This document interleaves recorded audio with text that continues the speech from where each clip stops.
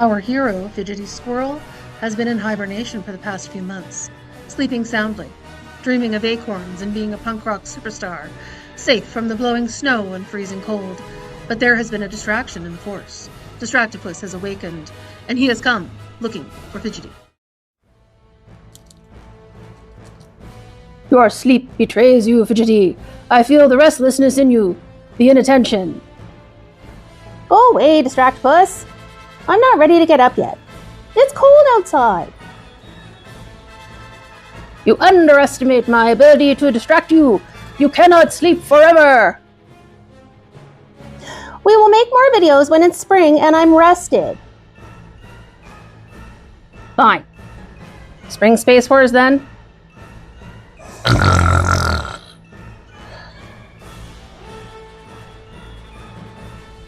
Keep your eye on our channels for more Fidgety coming this spring, or sooner if Distractopus has his way.